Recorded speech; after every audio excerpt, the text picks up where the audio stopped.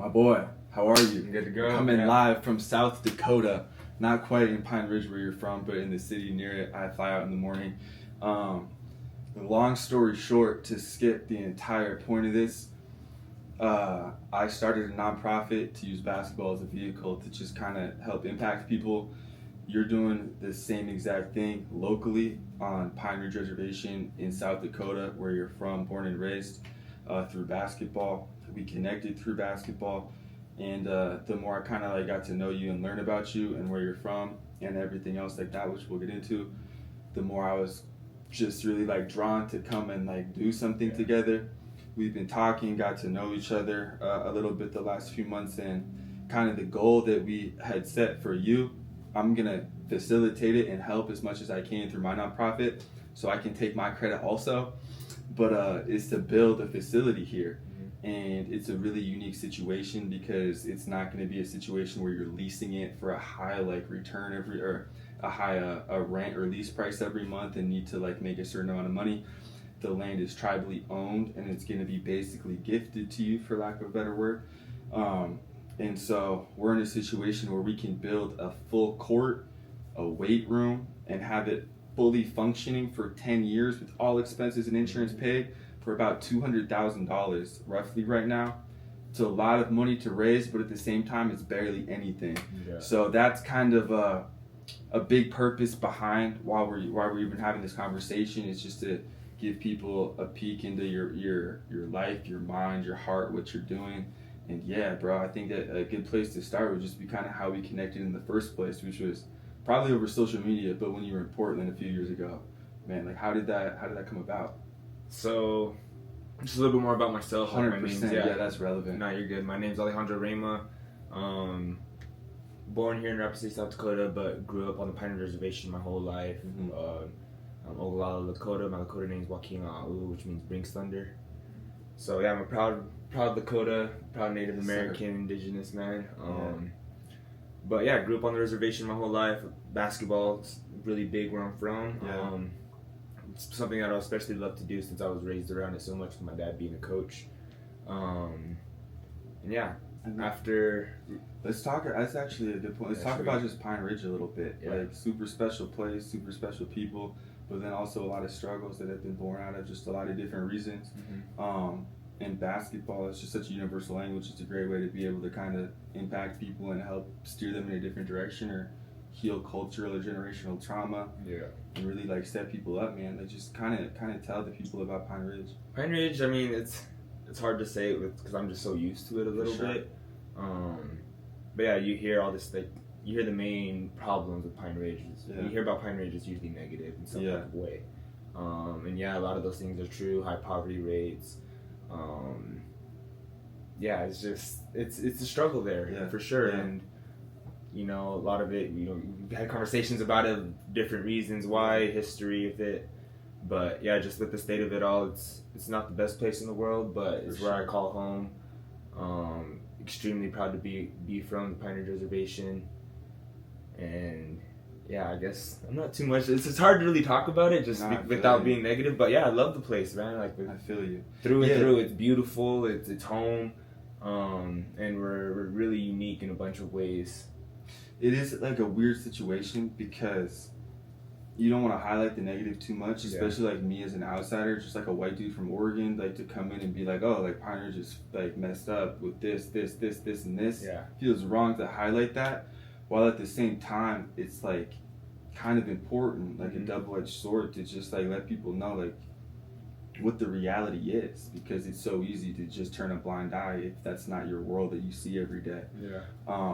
So we can continue to kind of figure out how we want to talk about that, you know, because I want to be so respectful, and the people are so amazing there, and it's crazy, and the love for basketball is insane too. I've noticed that playing in Alaska, we talked about that a lot, but just talk about kind of indigenous people in general, First Peoples, Natives, and their love for basketball. Yeah, it's pretty all throughout the United States, different reservations. Basketball is somewhat common sport for Native Americans, and yeah, like they call it res ball. That's something that's a term that's commonly used. Some people might have heard of it, but yeah, we've created an identity associated like with basketball, and there's a lot of pride and just with like the translations of life and really with how we used to live as being warriors and being, it's like a way out. So yeah, and it reconnects us in a lot of different ways.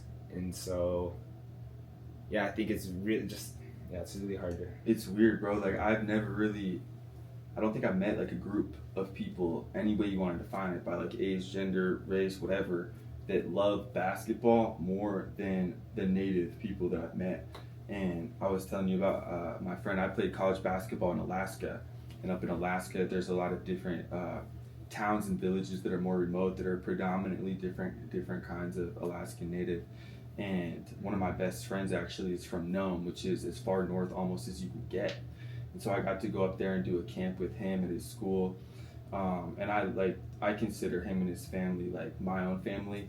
And we got there, and they're just some of the most basketball loving people I've ever met. I got to play in some of the tournaments. Like they're chirping to me because I'm just the random guy not from there that's coming in, like probably acting like an asshole. But just like to be able to kind of earn the respect and see the way that they view the game and treat the game.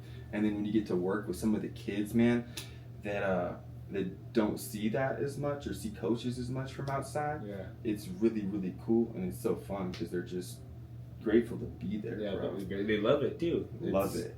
And I could kind of speak for the rest of Indian country on them loving basketball, but Pine Ridge specifically they go hard for basketball. You know what I mean? It's what are you talking about as far as it's a way to kind of continue the identity of the Lakota warrior, and then obviously warrior mindset is what you decided to name your business.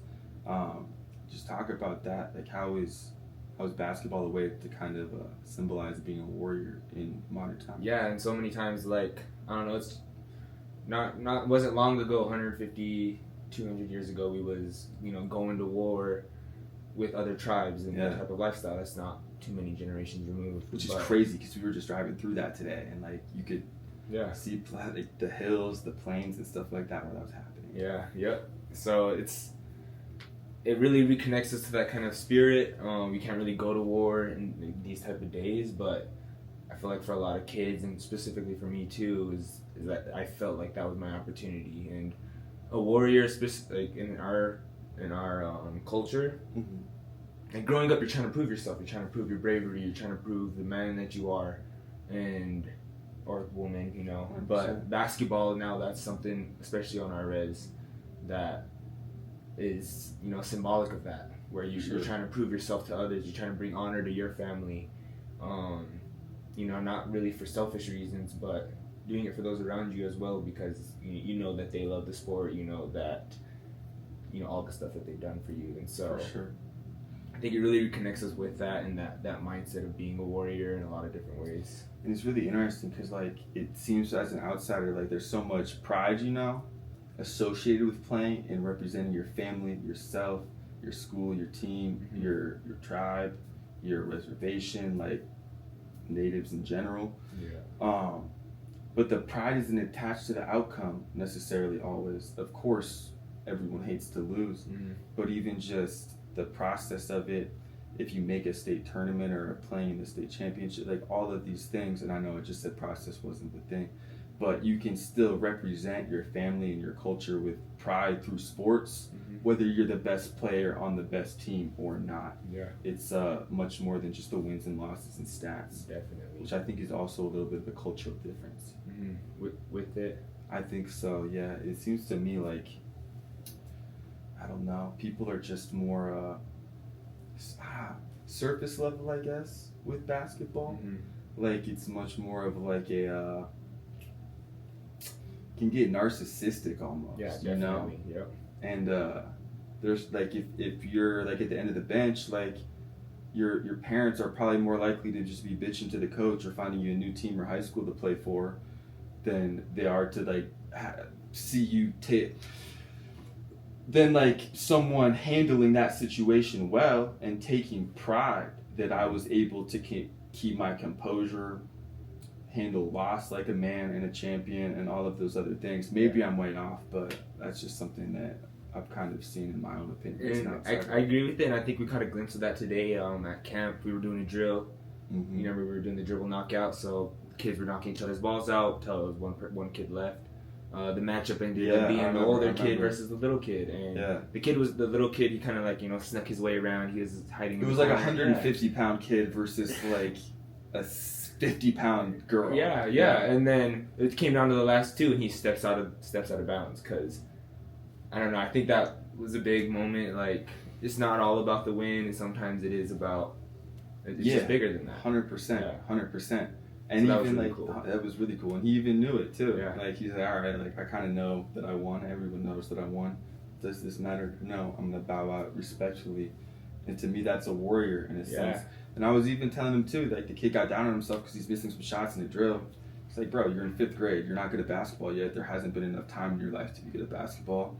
Give yourself the same love and grace that you're showing to other people. Mm-hmm. It's okay to miss the shot. Give yourself that same love and respect that you're showing others. And I mean, that shit shows up all the time. It's much easier to treat others better than we treat ourselves. But anyways, skipping forward, I think I saw you play basketball for the first time in the Portland Pro-Am like a few years ago. And it was just random. I was just watching Mike James' team, who is called Next Level. And it was, I know most of the players on that team, or at least I know who they are. And I just saw you on a break, and then some random kid, like 6-foot guard, just like take off 1 foot off a full sprint and punch on someone. I'm like, what the fuck is going on? Like, who's that kid? But yeah, how did that come about? How did you get from Pine Ridge to Portland that summer for the Pro-Am? Yeah, so in college, Division II, South Dakota School of Mines here in Rapid City. So that's the level I played, but I don't consider myself to be just a Division II player. I know I'm better than that. I played performed, D2 also. I chose to too. Yeah, exactly. I chose to stay at D2, and so that's that's cool with me. But he averaged 20 a game in Division II. Like if you average 20 a game in D2, you're a pro. And so you know what I mean. But I've never been outside of South Dakota. I've been in Pine Ridge my whole life. Went to a somewhat local 2 hours from home. And I did that on purpose, really, to like try to be there for my people, really show them the process of the things that I'm going through. Getting to college, the kids that are looking up to me actually were able to come watch games. Like, so I was really local, and I was really purposeful of staying. But whatever, So I was in college, and I wanted to get outside of South Dakota somewhere. And so I seen the summer before of the Portland Pro-Am. Peyton Pritchard scores 92. Oh, yeah. And that went viral. My cat, it was viral all over Instagram. Yeah, that was one of my most cherished basketball He was memories, there? to be honest, bro. I was coaching Peyton's team, man. I got two Pro-Am championships now as a coach. But anyways, that's not the point. Okay. And then Mike had like 60 something. I don't know. He had a lot of points too. Yeah, it was like 69, 70 something. I don't remember. And so Kyrie, my hands down, my favorite player. He did that fresh off the fight from Cabo too, which was bananas. Anyways. Kyrie is my favorite player. Mike James right after that. Like really? Yeah. So like when I was in high school, really, I'd be legit. How did you discover Mike? Just from it was like Instagram. I follow all these Instagram accounts, basketball accounts, and then you see the Euro players, their highlights, and you're like, damn, like what the? Yeah. I don't know. He's just doing some crazy. Have you seen the Mike James layup package? Yeah, YouTube videos? I probably have. Like the underhand the breakdowns. Like, and stuff. Not even a breakdown. It's just low key. Like I've seen his. They call it like the Mike James layup, or at least we did when we were fucking around with it. He'll go like same hand, same foot, and it's like a scoop. But it's getting like 5-6 feet over the rim. Yeah. He's just swishing. Like, I know exactly. Go Google or go YouTube Mike James layup. And that's like the same stuff as his like high hooks that he was doing. No, it's more ridiculous. More? Okay. It's more ridiculous. That's kind of hard to beat, but it's significantly more ridiculous. Yeah. Anyways, though. But yeah, so Mike James, one of my favorite hoopers. I really idolized him, Kyrie, and I would just like really watch their games and stuff. And so, like, an idol of mine, legit an idol of mine. Yeah. And seeing that happen, and so I started kind of hustling some things because I have family in Portland. Okay. That I could potentially stay at. Yeah. And so I was like, already in the back of my mind, I'm like, okay, maybe if I could get there, I could, hustle something up to try to play in the Pro-Am, like make that shit happen. Yeah, exactly. I'm from South Dakota. I know people don't know me, but I know who I am as a player. Yeah. So I was like, well, it wouldn't hurt to try. Yeah. And so I reached out to him that summer of like the summer that Peyton had to 92, and reached out to who? I reached out to Sam. Sam Thompson. Yeah, the Sam coach. Thompson. Okay. So the coach of his pro-am team. Yeah, so the coach of Mike's pro-am team. Reached out to him. It was just like, told him I was gonna make it out, but actually wasn't able to make it out that summer. So we kind of built a connection. He was like, all right, hit me back. Sent over my highlights, this, that. And then the next summer came, and I was set on trying to get out there because I missed it from the summer before. Anyways, get out there, update him, I'm coming back again. I'm actually going to be coming this summer. Like, he's like, okay, cool. Hit us up around this time because it doesn't start until a little bit into the summer. And then I seen that there's flyer for the Mike James basketball camp. And it's a high school camp. I'm a college player. I can't play. But I love Mike. And I was there one day, I was there, I think the first day of the camp. And I was there too, but you probably didn't really. That's all good. Exactly, I was before, exactly. Yeah. But, so I was like, seeing this flyer, I was like, ooh, like, I'll get to see Mike. And I don't know, you know what I mean? I was just like, fire. I like legit idol. So I was like, I'm gonna just hit him up. Is it cool if I come, check it out? Like, I'm not gonna do anything with it, like actually work out or anything. So I get there. They have other college students from the Portland area helping out with the kids, and I kind of just like hop in really with my background of being at home and working with kids at home on the reservation. It's just really natural to me. My dad being a coach, it's really natural for me to try to like help kids and just coaching in general. It's really that's actually kind of, I'm just thinking about it for the first time, and like a lot of those guys do a really good job. Like Mike's camp is free for the kids. It's like I think he negotiated that through an Adidas sponsorship potentially, which is kind of a fire thing to do when you have you get a little bit of power and you're like, hey, like let me get a camp also. For real. And then I'm just thinking about the college kids that were probably there are a lot of like those same Northeast Portland guys that are in that basketball community. And thinking about it, like Sam runs SCI camp and a lot of events at SCI, and I'm thinking about like the level of coaches that work at SCI camp, and that is all day. I'm pretty sure. I could be wrong on this because I haven't done it, but like that's a long ass week for a college player. That's like there's like some high major college players and like a lot of Division I college players and probably pros definitely as well that work that camp. Like that's a pretty fire culture that I didn't even really put together. Yeah, and Portland's big on basketball, and it's awesome for me. You know what I mean? So once I got there, seeing it, I felt comfortable in that environment with just how the res is too. Like, basketball is the universal language, bro. It's universal basketball, language. You're good to go. Yeah, so I hopped right in. I was speaking everyone's language, and then I got the update that they're gonna be having runs after the camp. So I was like, all right, cool. Like, I'm there, no doubt. And so that's a good run. Yeah, it's good runs. All the college dudes, like it's cool. It's cool. Had you played in better open gyms than that yet? I mean, I played Division II for quite a while, so not like really open gyms, but like I'm gonna go ahead and say I played D2. I'm gonna go ahead and say that probably the people playing in those open gyms were higher level than D2 college players. Yeah, for sure. There's quite a few of them. But I did just fine. Like I was holding my own. Sam kind of got to see me play. And so he was like, okay, cool. Like, so then I kind of asked about the pro-am. He's like, yeah, like week 1, Mike, the other like real pros on the team are going to be gone because of the summer league in Las Vegas. Okay. And so he's like, yeah, you could come play.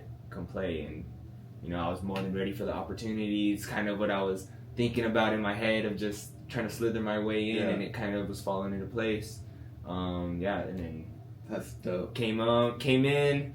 Pretty much showed out. I was like the leading scorer for my first game in the pro-am, and then he was like, yeah, you're with us. Like, and who, Sam? Yeah, Sam. So Sam was like, yeah, you're with us, and since then I've kind of been locked in on the team. That's cool. They've been cool with like having a spot for me if I'm there. Sam's super awesome dude. Yeah. That he shows. Shout out to Sam. Yeah. Sam. The thing that I really appreciate about those guys in particular, like kind of like the Mike James basketball family, is there's no like writing people off because they're not at a certain level at a certain age. Like the Mike James story is like the ultimate late bloomer story, and like to have people believe in you like that is like it's just so powerful, bro. And that's one of the craziest stories of all time that a documentary needs to be made out of. But shout out to Sam, because he's one of those people that like will really give you a chance if you're deserving of it. Exactly. And will not give up on guys for the same reasons that other coaches or people will. And that is so necessary. We've been talking about that a lot. Like, I think the timeline of potential that like not only basketball but sports, education, bro, being a life coach, being like a millionaire in Miami with a Lambo, like everyone has created this fucked up timeline. And like me being a science guy, kinda, like we can look at psychological research, we can look at physiological research, we can look at the brain, the body, sports, physical development. There is no linear timeline. There are no timelines. Everyone's timeline is different. Many different things affect it. If you are growing up and you have access to bullshit nutrition, you're not gonna grow that fast that early.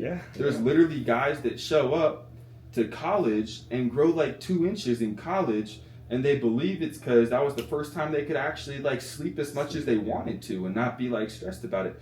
And I can't really imagine that, at least back at that time, but like it's 100% a fact. There's people that don't have access to resources till they get a little bit older or go off to college or whatever. Like, I mean, how many players do you know they got better after high school? That their trajectory in high school did not end up being how good they became. Both they were like a bust. I don't really think they did, but like they didn't reach the potential that people saw in them, or they far exceeded that. And it's just stupid. Like, it actually pisses me off, like deeply, the timeline of potential that people are subscribing to. With me deciding to take a gap year, I kind of started this thing called Warrior Mindset. It was started when I was in high school. I was a standout player. I'll have all the kids on the reservation looking up to me because I was a high school player, the best in the state. Scoring 30, averaging 33 points a game, cooking. And so I wanted to give a lot of that back because I know I wouldn't have done that without all those experiences going to my dad's camps, and like how all of that felt to me. That's something that I've always been connected with. Just the feeling of having, even as little, like one of the kids that we were working with this weekend. His dad was there, the guy that was wearing that jersey.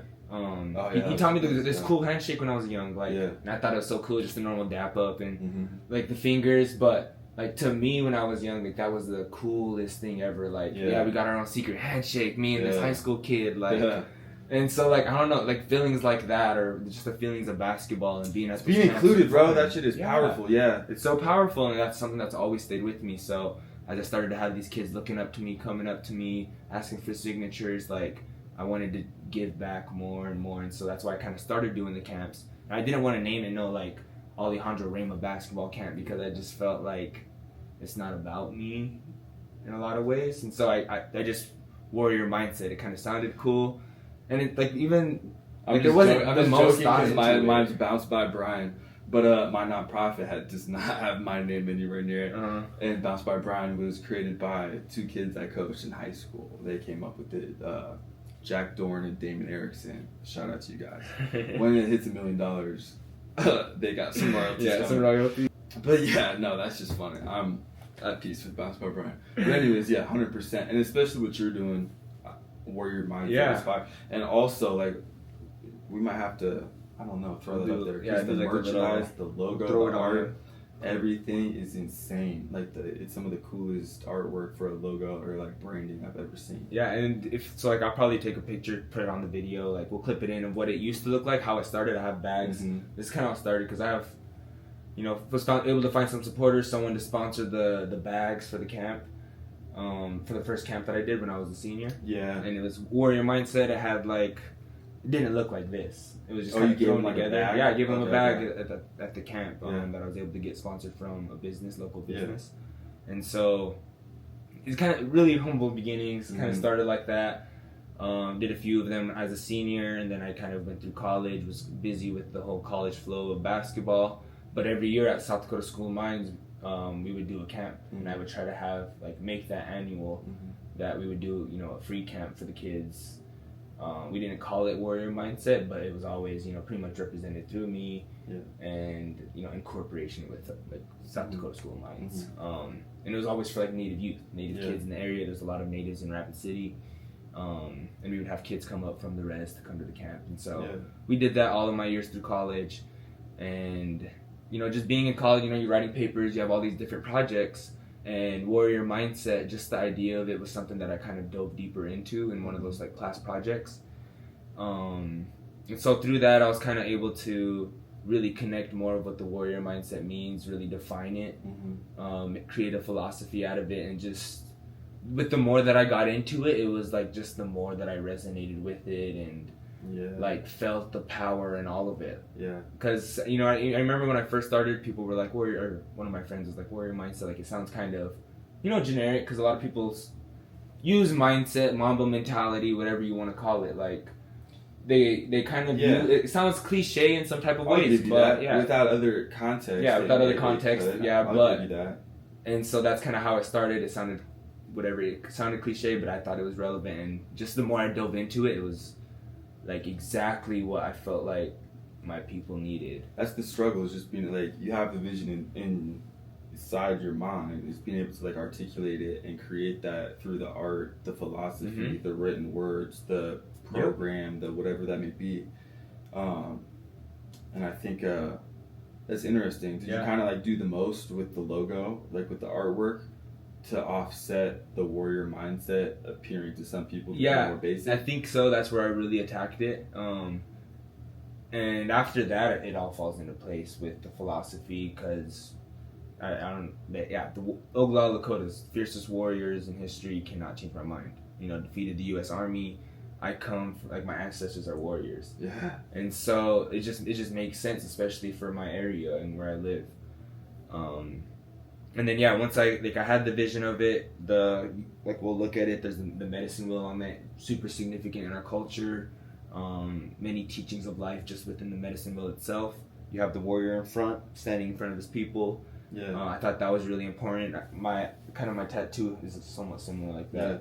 But standing in front, trying to symbolize a main part of the warrior, and he's holding a basketball, which I think it resonates to a lot of kids from where I'm from. You know what I mean? You feel like a warrior. I mean, you're going off, you know what I mean? You're representing your people. Like, when you're really killing it, you start to feel like one of the baddest warriors.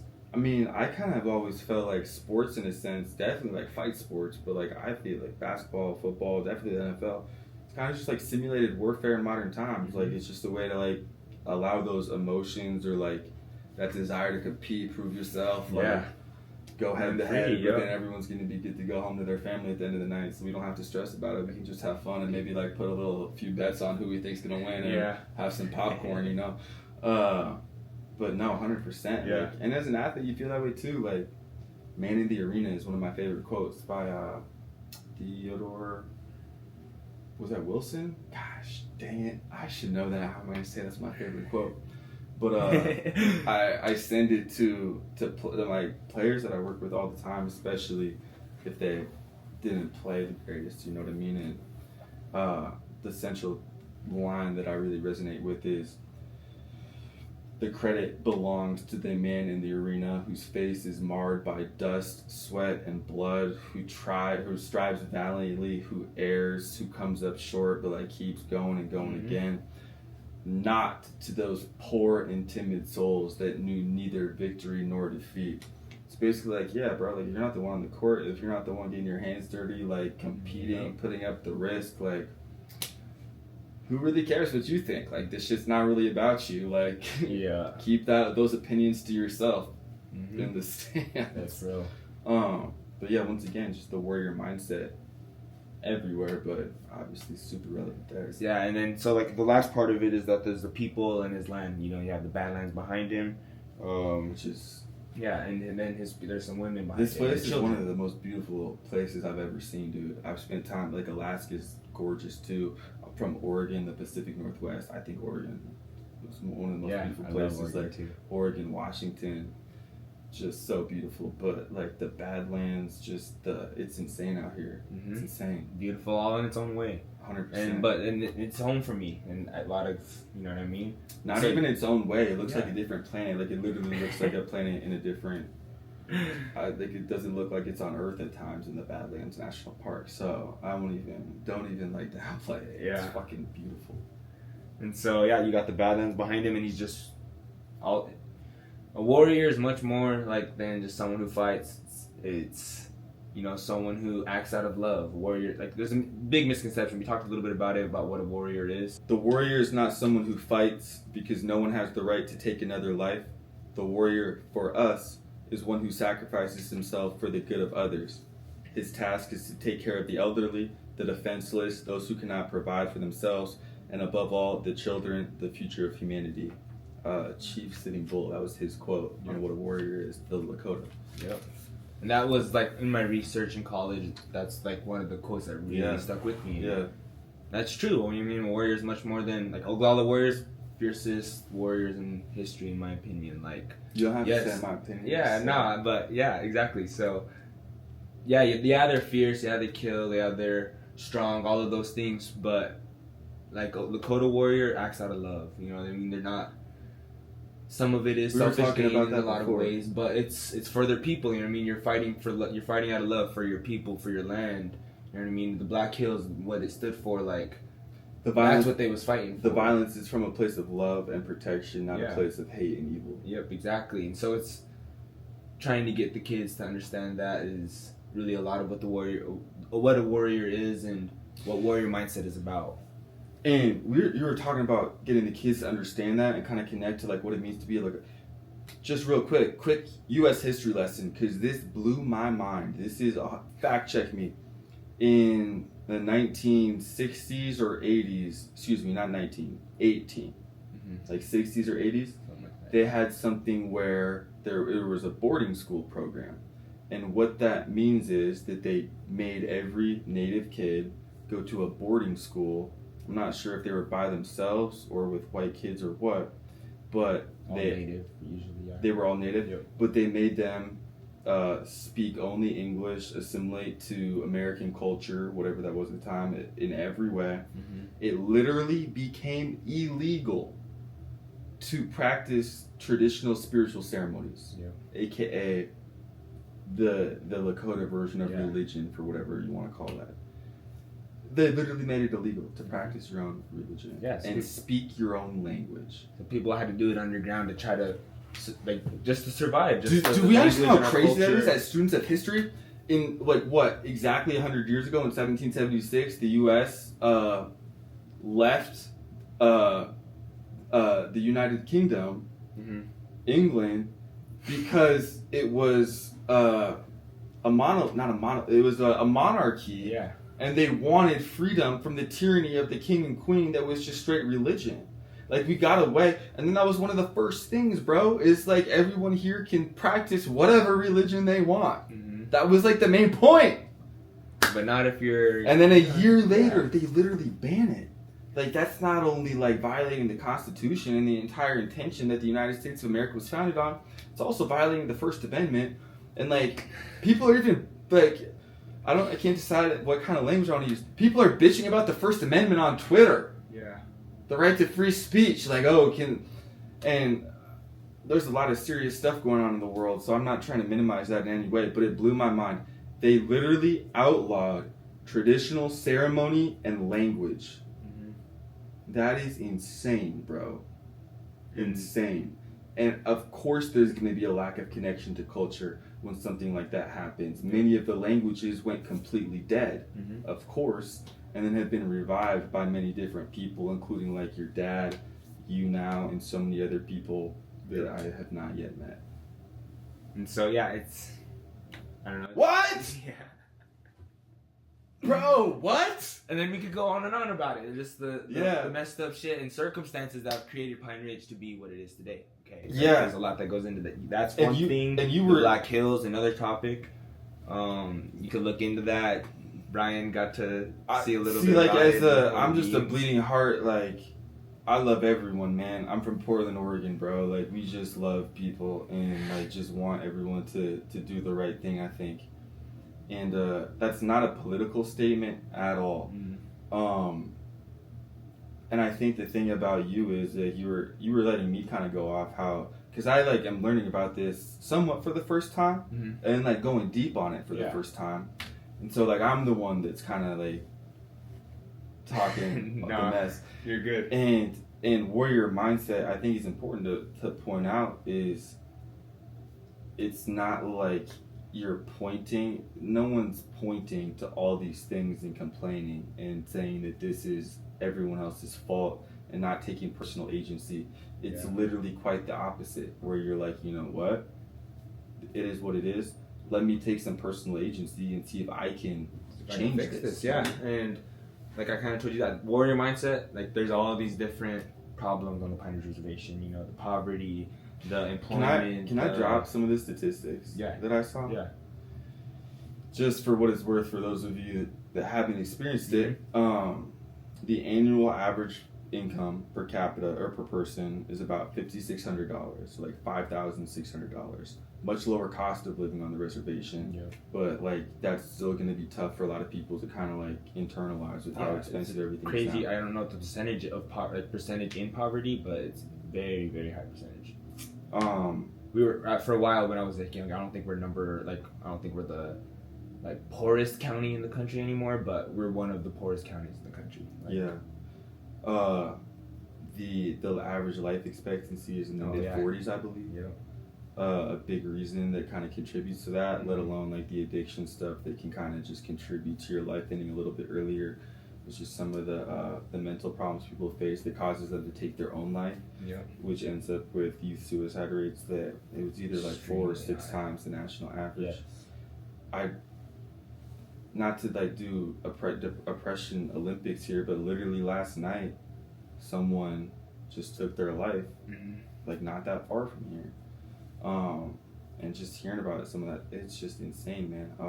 And it's so like growing up on the Pine Ridge Reservation, like it's crazy to say that that's so normalized. Like each one of my siblings, at least the ones that have graduated, all have had someone that they know, and it's common. Everybody knows somebody that has killed themselves, has, you know, like a classmate, whatever it is. It's just very common, but it's so normal to me. So I guess that's. It's weird because I got picked up from the airport by an Uber driver, and he was just talking about, like, he was like a PE teacher or something, but he was talking. I asked him about Pine Ridge, and he's like, oh, like, I forget what he was saying, but he's like, they gave me a shirt at a camp one time. It said, basketball is life. And he's like, here, I don't want this, like, kids, like, basketball isn't life, like, Jesus is life. Like, fair play, that's beautiful, and I love and respect that. At the same time, in a more literal sense, and that is a great message for most people, to say basketball is life is incorrect, because basketball is going to end, you can be hurt, if that's your identity, who are you now? Life is much more than basketball. In a literal sense, basketball, whether you're you or some of the kids at the camp, it can give you purpose, it can give you connection, it can give you so stability, much life into you. And if you're living in a place where it is not uncommon to not have that and take your life literally, basketball is life, equivalent to life. That's in a literal sense. Yeah, great point. It's just interesting. So like that's one of the problems is the suicide. Okay, the poverty with the employment rates being so low. Okay, we talked about the life expectancy. I think that's it's like 80% unemployment. I might get that wrong. It's probably somewhere around there. It's like if you're over 30 or 40, 50% of people are diabetic, just from a fitness lifestyle. We were talking about so many other things too. Like, this is not an excuse or a blame. It's just real science. If you are someone that your ancestors were eating deer and elk and buffalo, that's what we live and berries and veg and plants, whatever the hell it was, and then all of a sudden you transition to like chips, Doritos, Twinkies, Coca-Cola, Mountain Dew, talk about McDonald's. Like, the additives and what they put in that food is literally designed to addict you. It's kind of common knowledge. Sugar is addictive. So many things are addictive. The chemical reactions that food causes in your brain are addictive. You're not set up to handle that. No one is, obviously. No one is. And then especially Native Americans. Even less so. The same way that there's also the similar thing with alcohol. It's very recently been introduced, and so the tolerance for it is much lower, and it affects them it affects Native people at times in significantly differently. Yeah.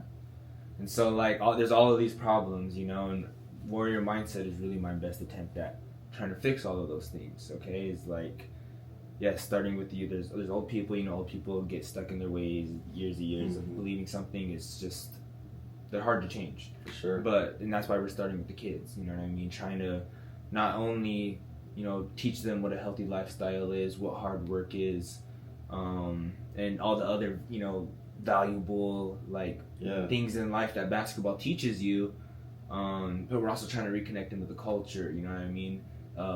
Kind of give them an identity like for when they really do go into life, because that's something that I had to struggle with that culture shock. You know what I mean? Feeling like I'm so different from everybody, but having my identity as a Lakota man is what really helped me get through that and embracing that even more. Identity formation is huge for everyone. Huge. Yep. So yeah, warrior mindset, like that's where my best shot at trying to fix the problems, you know what I mean, on my reservation. I put you on to a Nipsey Hussle song called Bigger Than Life in the car earlier. And I can't remember if it's from that song or a different one, but it was like one of the lyrics was, in order for me to grow, I had to let go of some habits. And it's interesting because like if you're in a tough spot, there are certain things you have to do to survive. And once you kind of emerge out of that, the same behaviors or same like things that helped you survive are no longer gonna help you thrive. You know what I mean? Like if you're in a tough environment growing up, and you have to do XYZ just to make sure that you're cool, you can eat, you're safe, etc. And then you get to college, get off on your own, living by yourself, move out of town, whatever that may be. The same behavior patterns that got you out are not gonna help you get to where you want to be. And it's almost like it can be generational at times too, not just with Lakota people or indigenous people, but with people of the earth. In that we just get locked into this tunnel vision of this is what life is, and like it can be difficult, bro. Like life is hard, dude. There's a lot of it's difficult just to exist. The anxiety of human existence is crazy. And it's what's even more crazy, just to kind of add on to that, is like being on the res. You know what I mean? We're an hour and a half from Rapid City. An hour. We're isolated for sure. And then so not only is the reservation itself isolated. Imagine if you're one of those people, you know what I mean, in the districts, living out in the country, who doesn't have a car. Like how even more isolating that is. Like you don't really know how big the world is. It's really difficult. It's hard to imagine. Yeah, it's hard to even put into. It's just so isolating that you don't. Like getting comfortable with where you're at and the life that you live, like they just don't know. They don't know that there's so much more out in the world. And I think that's a struggle a bit too sometimes.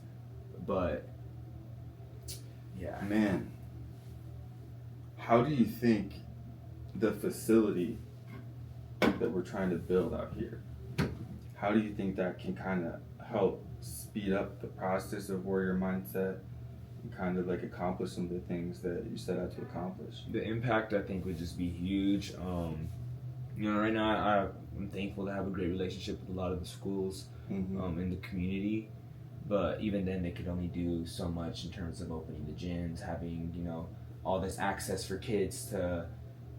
You know what I mean? They do a great job of trying to fill kids' time with something to be productive. Not to put them down. Not at all. It's a big ass reservation, and there's only a few gyms in town, and like those gyms ultimately are mostly at schools, and the gym access is going to be limited. And if you want to succeed in basketball, limited gym access is very difficult unless you live in like California and you go to the park. Tough to do when it's snowing outside all the time in the winter most of the year. And you can't just walk to a park like when you're in Pine Ridge. You know what I mean? It's you're gonna have to drive there. So if you're gonna make the drive into town, you know, 30-minute drive, like you might as well try to get in a gym. And so that's what I think. Really, just providing that space for kids is gonna help the impact. You know, just way even more and just like providing a home for all of it and warrior mindset and its beliefs, like. I just think that the impact would be so huge by allowing these kids to have that space to escape from what it is that they feel they need to escape from. And if it isn't anything that they're escaping from, maybe it's the things that they're chasing in life. Like, you know what I mean? Even if it isn't basketball, say it's strength training, trying to better their body, introducing them to those type of habits, that way of living. Because I feel like once you, like as a student athlete or like, as an athlete in general, you're so used to training and you live that life that it's like, how good it feels. So when you're not doing that thing, like you just, you know what I mean? You're saying you're feeling fat as shit. Like you ain't I'm out of shape right now. You ain't no like diabetic, like big person. But like you just feel big compared to just because of all the work that you put in, like living a healthy lifestyle. My analogy was I started having to accomplish some stuff in my business career, and I like to train and work out. So normally I would just do that first thing in the morning and like go do it. Most people have to do that because they hate it. I'll just get lost doing it for so long that I use it to procrastinate what I really have to do. So I'm like, all right, let's flip it. You have to do your business stuff before you get to train.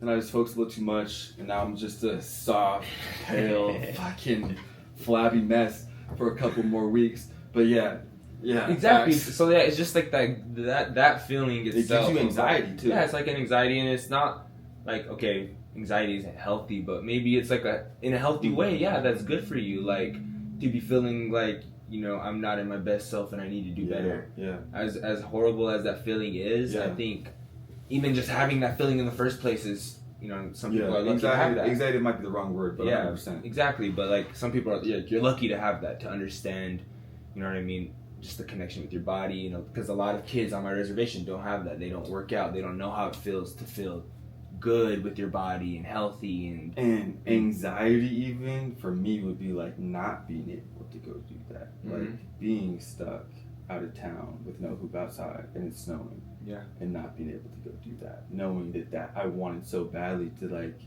be good at basketball, and you got to do it to be good. Exactly. So and that's I can't even imagine the heartbreak. I've been blessed enough to be able to get in the gym, have access to those things. Talk about that. That's a big difference. I was gonna ask, like, all these people love basketball so much, like, why aren't there more? Why did you have success where others didn't? And we were talking about your dad having gym access, having a coach, having resources, having a trainer, like. You were one of the lucky ones that had that. And it's not like I didn't. He wasn't like he was like, some dads will sit there and train their kids, tell them what to do. No, my dad was like, I love basketball. You seen that I loved it. He was a coach, so we were always constantly in the gym. He's really passionate about his team and like doing a lot of the stuff that I'm doing now, like for the kids. He has that same type of feeling. So he was trying to get kids better, getting kids in the gym, always opening the gym, trying to make it like a place for them.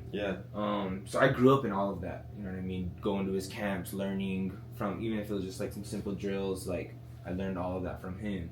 And so, you know what I mean? Once I started to get developing, I already knew how to do drills, knew how to work out. And then I had that gym access, with my dad being a coach, kind of having access to the gym when I needed to. Access word keeps coming back. Yeah, and that's so huge. Like, I had that access to the gym. And so I was able to, not only did I have the tools from, kind of knowing how to work out a little bit. It wasn't like my dad told me what to do. I would go in. I had to figure it out really on my own, and I think that's valuable in a lot of ways. Being able to just figure out your game and how to work out. But that takes time. You know what I mean? You got to have gym access to do that. And so I was blessed enough to have that with my dad being a coach, kind of living close to the school, having a car, simple things like that. But that's not really. I'm trying to make this more complicated. The bottom line is, if you don't have access to a gym consistently, you're not gonna ever be good enough at basketball to go anywhere with it. Like, that is what it is. Exactly. And so that's also I'm trying to attack that, especially with this project with you. Like, we're trying to really attack that and kind of give what I was blessed enough to have, to other kids. Not only the training aspect, which I hope to provide in a lot of ways of drills that they could do. This is how you work out. You progress in this type of way.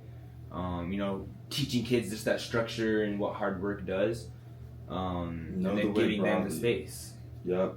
Know the way broadly, you'll see it in everything. That's Miyoto Musashi, and basically it's, if you understand how to get better at one thing, you know how to get better at anything. And there's not a lot of more tangible ways for kids to experience that hard work actually is going to help them push to whatever goal that is. Like, If you lift a weight and it feels really heavy, you keep doing it, it starts to feel a little bit lighter, you're starting to move differently. You look in the mirror, you might look a little bit different.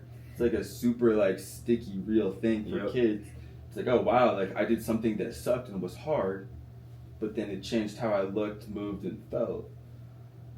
Now I can take those same lessons, I can apply it to school if I choose to, I can apply it to an entrepreneurial venture, I can literally anything.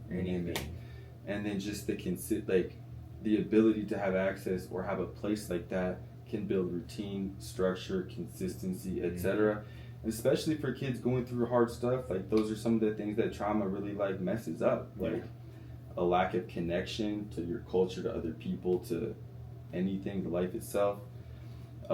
Stability, like even just having access to some of these training resources and knowing that like you're gonna do this lift on Monday, this like ball handling workout on, their stability, their structured routine, support. If you can be 100%, if you can go to the facility, you know that you get to go to warrior mindset like 3 days a week.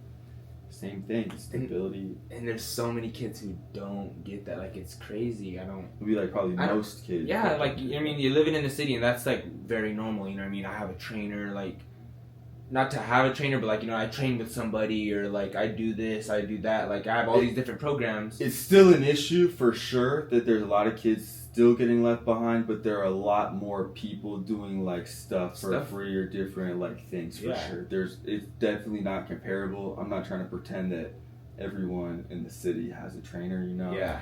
But no, point well taken. Yeah, exactly. And there's no trainers on the res. Like, so I got it out the mud in a sense with, like, you know what I mean. My dad didn't teach me really everything. I would ask him, I would talk to him about the game and get his points on it and make sure I'm getting my shots up, and then from there I kind of just had to figure it out. But if I could give some more structure to these kids and, like, you know what I mean, and along with this, making this podcast, being where I'm at in my life of taking this gap year, like, it's all of it is just trying to show them firsthand in front of their eyes, like, the way and it's crazy, man. Like, yeah, that's why even like I wanted to do this job in the first place, as far as like working in basketball or training or whatever you want to call it. Is like I had a mentor when I was in like 8th grade that really kind of showed me what it meant to like work hard and how to work hard and how to train. And it doesn't have to be that complicated. Yeah. But like as a kid, dude, if you don't really know any better, like it's hard to take confidence in your work, and if you're not confident in what you're doing, it's hard to go hard. It's hard to be consistent and continue it. Yep. And he really just believed in me. Like I thought I was like okay, but then he would like set goals for me that were higher than I had set for myself. And he was working at Nike at the time. Like he would let me ride with him in the morning at like 5 or 6 a.m. and like stay all day, like go in the sauna, hot tub, the cafeteria. They have gyms and weight rooms and stuff there. And the summers, like if he would connect me with pro players he was training, like if he thought it would be a good fit. He connected me with a guy that played overseas for a long time that I'm still good friends with to this day. That really taught me how to like work out like a pro when I was in college, and now I was at Alabama having a ton of success, like coaching in the Final Four and stuff like that. Just living his dreams, man, and it's beautiful to watch because I was gonna be fine in life. Like my parents are great. Like I'm blessed. To come from a family that was gonna like push me in the right direction, but my life could have went anyway, you know. And I don't know if I would like, I don't know, without that guidance or without 100%. You know what I mean, without really understanding what hard work does, or like having somebody believe in you, and like, even from like an inclusion space, like I felt like kind of excluded from like. For no reason, by the way. Like, this is all just, like, bullshit that I had concocted in my mind, being, like, a 13-year-old kid. Like, I didn't know any better. Like, but, like, I felt excluded, and then I see someone like him that's, like, bringing me into the fold, believing me, like, oh, yeah, like, don't worry about them. Like, you're going to be better than them, / you already are. Yeah. Saw more in me than I saw myself, saw way more potential in me than I saw myself, and then didn't even set, like, a goal, like, we set goals, of course, but like the main goal was self-actualization. Like how far can you take your God-given potential, which is going to be unique and different for everyone, but like what choices can we make on and off the court, in the weight room, in the kitchen, etc., to get the most we possibly can out of our bodies. And I just kind of undertook that mission, and it was just like we talked about, like I'm a great example of kind of learning a lot about life and everything else like that from basketball, and through those lessons, like I don't know if I would have friends, bro, if I never played basketball. Like, I technically met my wife or fiance because of basketball. Like, yeah, I don't know, bro. Like, it's pretty much everything. It's hard to really think of your life without it. Yeah, and the people who get it, you know what I mean, you get it. And then there's those people who are like, you know what I mean, there's other sports, there's other things that, you know what I mean, that you could provide to kids. And I haven't even really told you about this much, but I really hope to do that too, because warrior mindset, like right now, it's a basketball, but it could be, you know what I mean. My sister plays golf, and so I want to get a logo, you know what I mean, where she has a golf, you know what I mean, has a club in their hand, and that be something that we also provide. And then there's other things. Oh snap! And then so there's other things like rodeos and riding horse. That's another big thing on the res, and so. You know, being able to provide warrior mindset, like rodeo school. That's something I even went to when I was young. It was a rodeo school. But doing that through warrior mindset and also teaching, you know, the culture and heritage, like, 100%. You know what I mean, in that sport and in that field, because it applies still. Like, but like we were talking about that too. Like, if let's change the world. Like, if you want to go change Pine Ridge, like, what makes sense? Like, should you maybe like try to go to Harvard and then be like run for Congress and then like change the law, run for president? Like, that might work. Maybe, but maybe your best access, like the best thing that you as an individual can do is to use basketball as the way in. Mm-hmm. And how many examples of that are there of basketball athletes all over the place? Like, you just use that to kick the door down. And then from there, it takes a life of its own. Yeah. And like, once again, all this like basketball, like the point, I work with professional players doing it at the highest level. So the point with them is to maximize their talent, their body, etc. Like at the highest of levels.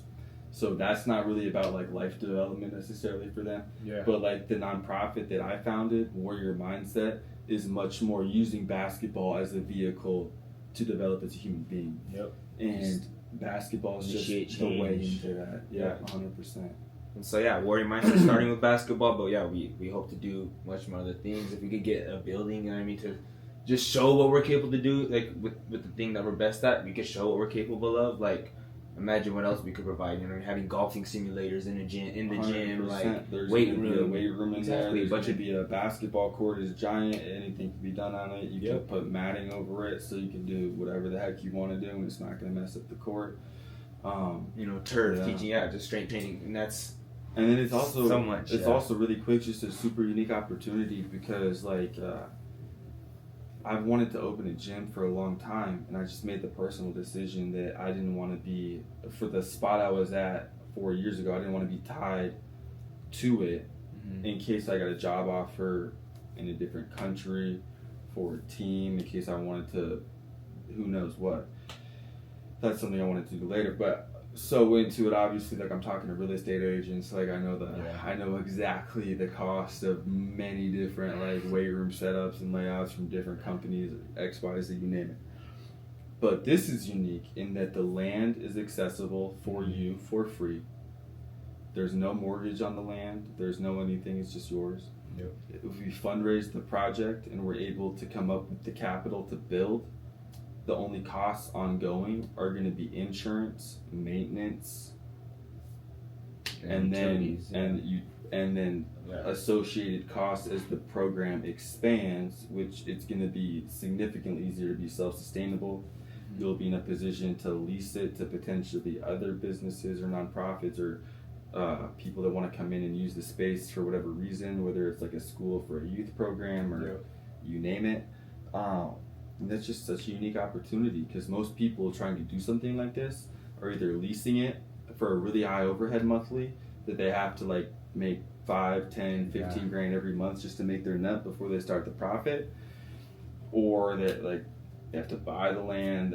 It's so and that's also expensive. And like you talk about the whole AAU, like, you know, just the culture of AAU now, like people are really starting to see it of how a lot of it is a money grab, but I mean they have bills to pay and that's real, you know what I mean? But that leaves behind all of these native kids. None of these native kids could go play AAU. I had to raise the money myself by selling muffins when I was in high school, middle school to try to play AAU. We had to drive 5 hours across the state in order for me to even be on an AAU team. Like, and so that's why I started my nonprofit, honestly, because like the what I would call a systemic flaw in the coaching model, and it's like so many people get into coaching, right? Especially like youth sports or high school, you name it, for the right reasons, because they want to help people. They love sports to change their life, like we're talking about.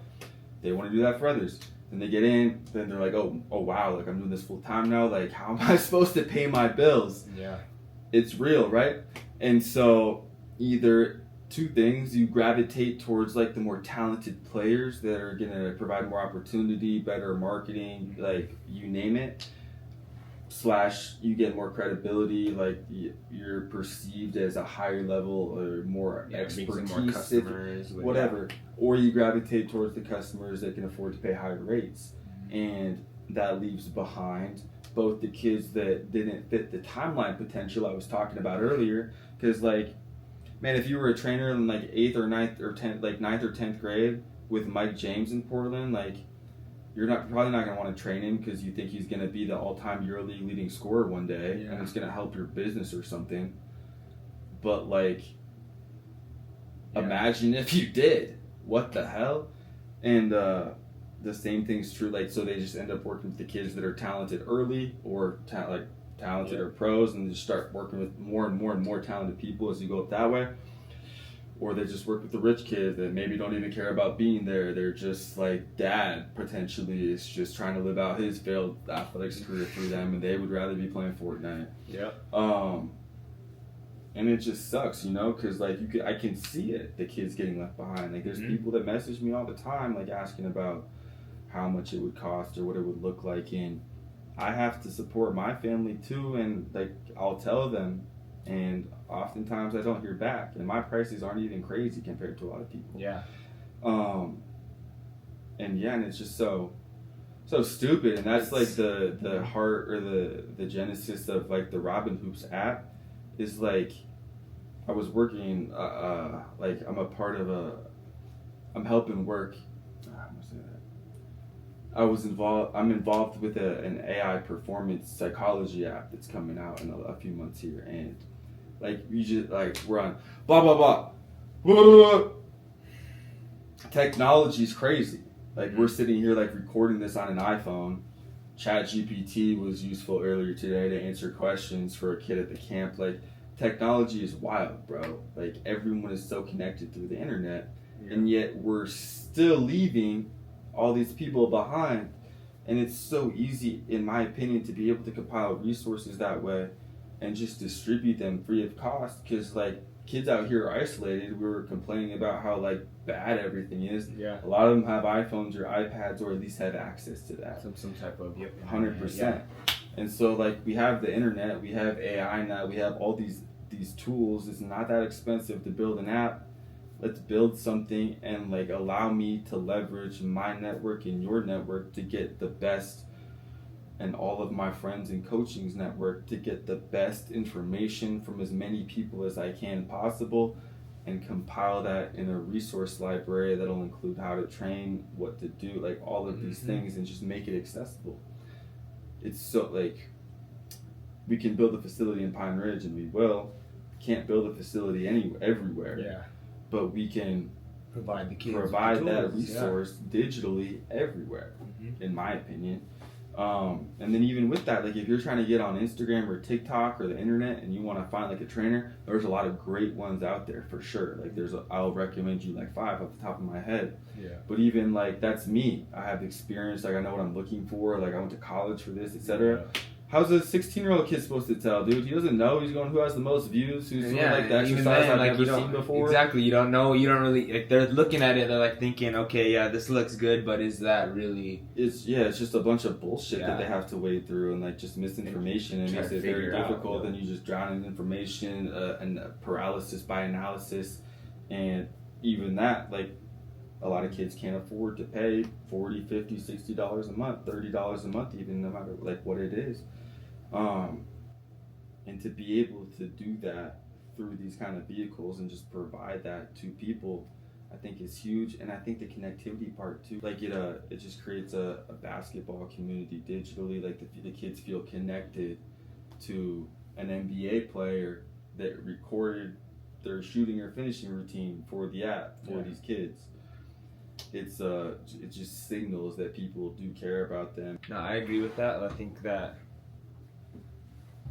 and like, yeah, I'm hoping to be a part of the app as much as I possibly can. You know, sure. Providing the kids those, you know, drills that I've done that have gotten me here, and I plan to even go further. I'm not done with this, you know, sitting a year just doing warrior mindset the rest of my life. And I mean, I do plan to do that. That's gonna be my life after basketball, but I'm still trying to chase my dreams. I'm telling all these other kids. Where are you at with your basketball career then? Are you going to just focus full time on warrior mindset? Like, what's the vibes with it? And so yeah, like the warrior mindset was my plan for you know, after basketball. That's always been important to me, thinking that way. You know, having a plan and knowing that basketball isn't everything, but basketball is, you know, a big part of my life, and it's something that I, even after this year, I know I can't let go.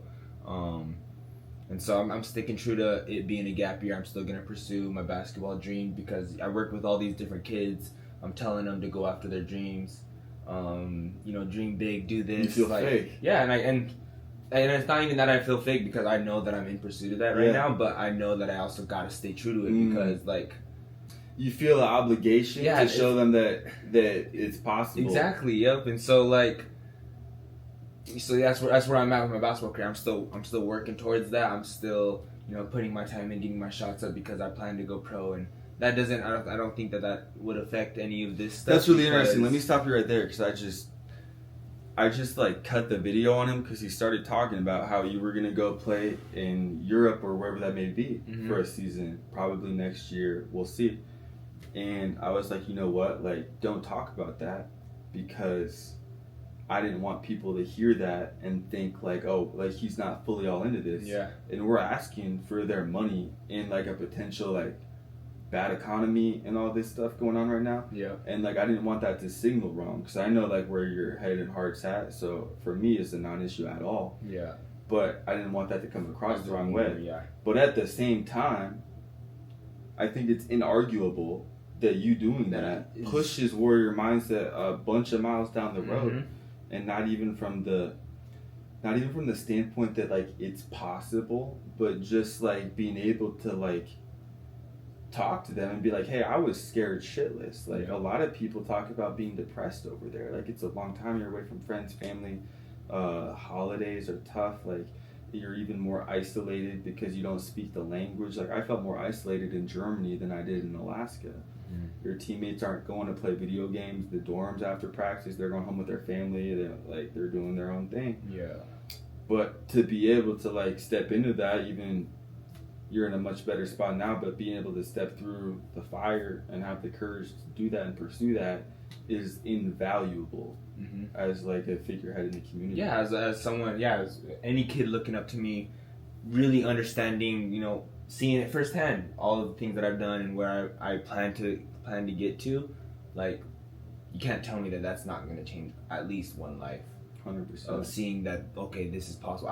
My idols were, you know, Kyrie and Mike James, and I didn't even really know Mike James' story like that. Like, I just looked up to him, wanted to be like him, but, you know, what if he was more like me? Like, I would know for sure that I could be certain that it's possible, because really, even, like, I knew I was good. I tore it up in the RMAC, but once I got to Portland and was tearing it up there, I was like, you know what I mean? I know when it comes to basketball, like, I belong. Yeah. It was a really like assuring feeling of just like, you know, it doesn't matter where I'm at. The only thing that matters on the basketball court is like how good you are and what you're capable of doing on the court. It doesn't mean you don't belong in the sport just because you're not like at that level to play in this game. Yeah. Everyone belongs in basketball.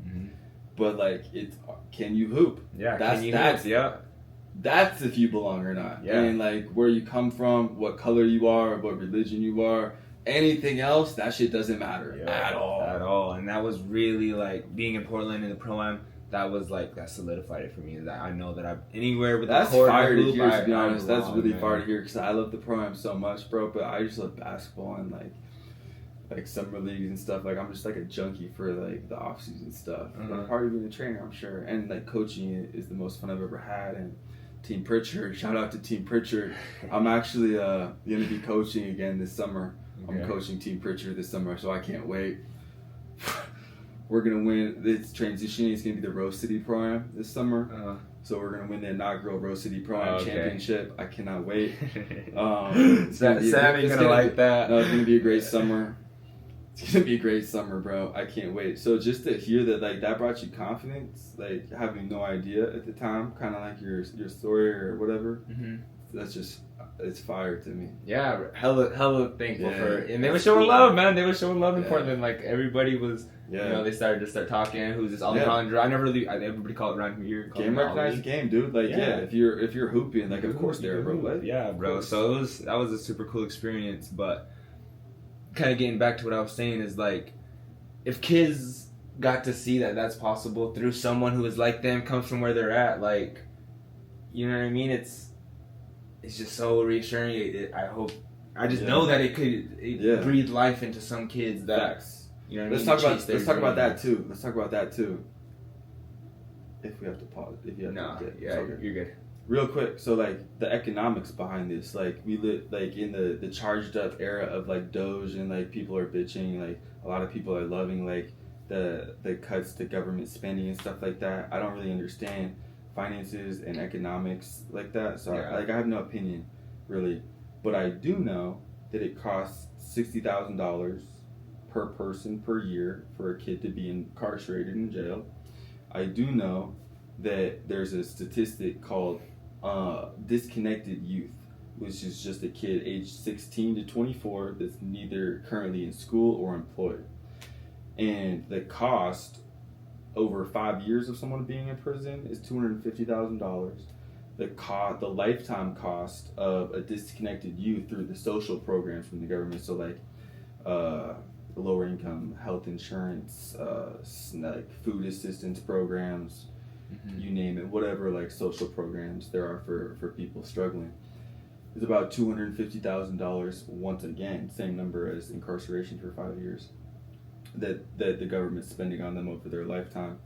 The cost, the lost cost, so like the contribution to the economy that they would have been making if they were educated or in the workforce, like not in that category at that age, is about $750,000, a little bit more than that actually over their lifetime. And so like, if you can reconnect, so to speak, aka get 100 people to ages 16 to 24 to go back to school or to get a job, whatever that may be, maybe for Warrior Mindset when it expands, that is a total savings of $26 billion for the United States government.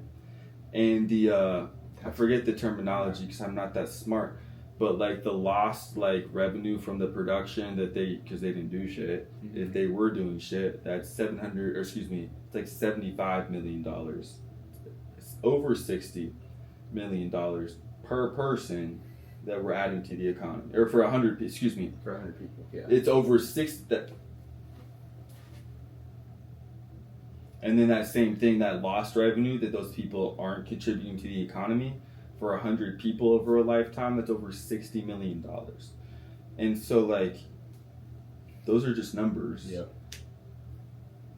Regardless what side of the political aisle you're on, that is saving a lot of money. I think that's a great use of resources. If you want less people in prison, if you want people to fix their own problems culturally, this is someone doing that like, right now.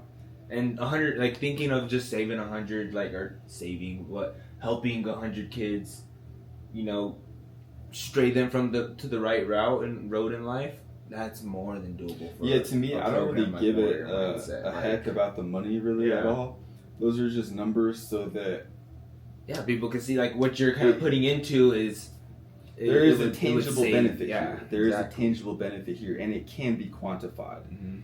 And that's another thing we're doing. Like we created something called the Culture Shift Index, which is just like a proprietary measurement of growth across 5 different sections of life development. So like holistically, and we're gonna chart that with everyone that participates in our program. I'm talking to my alma mater as well as another university with a professor that I played basketball with in pickup games, but about doing a partnering on a research program basically just having like the sociology department partner and figure out like, hey, is this KPI that we are tracking these kids with scientifically valid?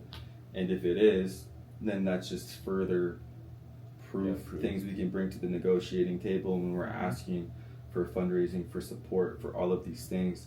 And once again, like, I don't know how you quantify human life. To me, that's something that can't really be quantified. Like, people try to do life insurance. There is no, it's, you know.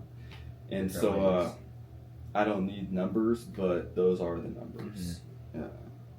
And I think that it's nothing, right? It's those numbers, the 200,000 to build this facility. That's nothing compared to. Let's say it's one kid. Let's say it's one kid. Let's say there's one kid that comes through that might have gone to jail for armed robbery. Armed robbery in South Dakota comes with a mandatory minimum of either 10 or 20 years. I can't remember. If it's 10 years, that's $500,000 that we're paying to keep him in prison. That is 2.5 times how much the Warrior Mindset facility would cost, not only to fully build, land, bills paid, besides what? Insurance, utilities, etc. And like that was also included. That's fully operational for 10 years, within the $200,000. That's So like, why not, man? Why not? That's why we're doing this, really, because like, why not us try to make that possible for, you know what I mean, a place that needs it, not only just to make sense of, you know, doing that because it makes sense, like, you know, numbers wise, whatever wise, okay, it makes sense in a bunch of different ways, but like, why not try to help this community that has been put down, and, you know, not to make us victims, but been put down in a lot of different ways and has had its reality be created, you know, not by their choice, but through external things. Like, and we're not out here, like, if you think that Native people on Pine Ridge are responsible for 100% of their own problems, that's all well and good. We're not asking for your donation, but I guess that's a good segue. We just finished up a camp. Brains are fried, but just wanted to like talk about it really and kind of like just record some of the conversations that we had been having as I kind of like learn more and more.